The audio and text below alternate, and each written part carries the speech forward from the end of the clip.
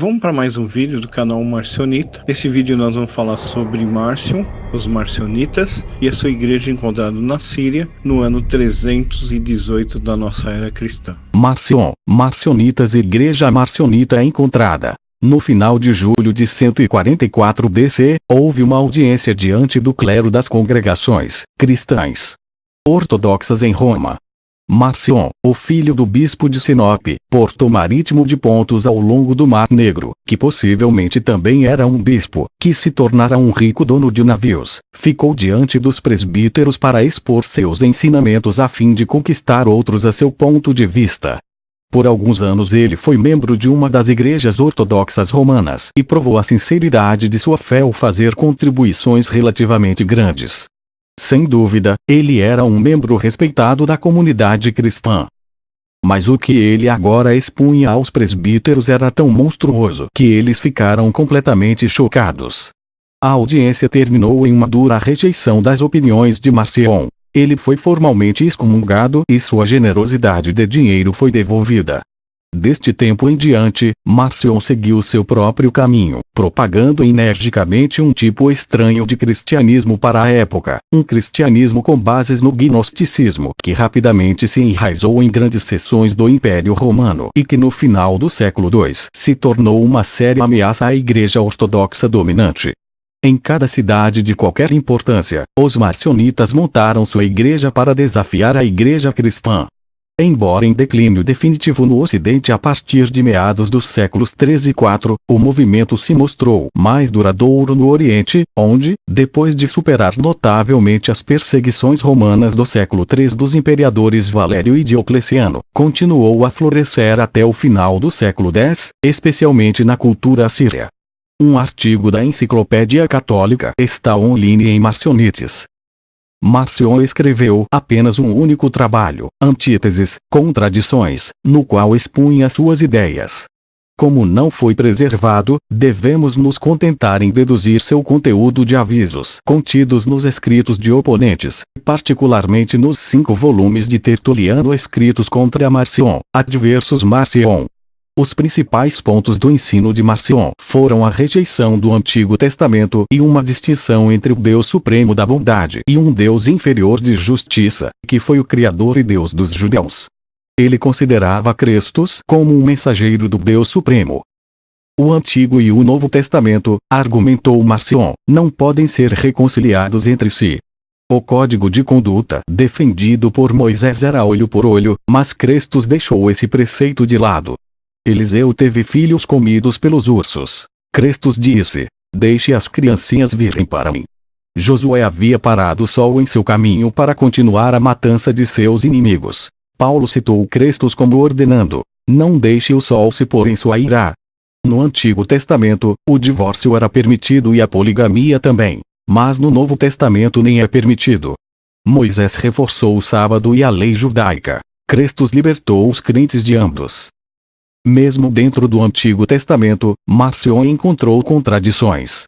Deus ordenou que nenhuma obra fosse feita no sábado, mas ele disse aos israelitas que carregassem a arca ao redor de Jericó 7 vezes no sábado.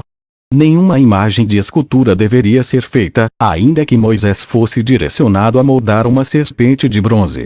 A divindade revelada no Antigo Testamento não poderia ter sido onisciente, caso contrário ele não teria perguntado: Adão, onde você está? Gênesis 3, 9. Marcion, portanto, rejeitou todo o Antigo Testamento.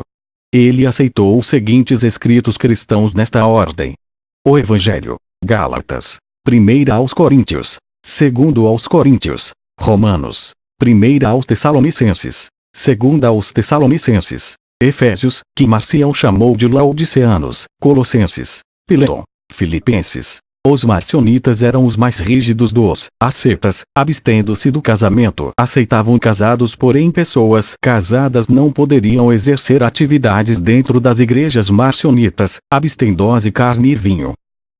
Os marcionitas também nos deram a mais antiga inscrição cristã datada. Foi descoberto sobre a entrada de uma casa em um vilarejo sírio, e antigamente marcava o local de uma casa de reunião ou igreja marcionita, que curiosamente foi chamada de sinagoga. A data é 01 de outubro de 318 DC e o ponto mais notável sobre isso é que a igreja foi dedicada ao Senhor e Salvador Jesus, o bom Christus, não Cristo.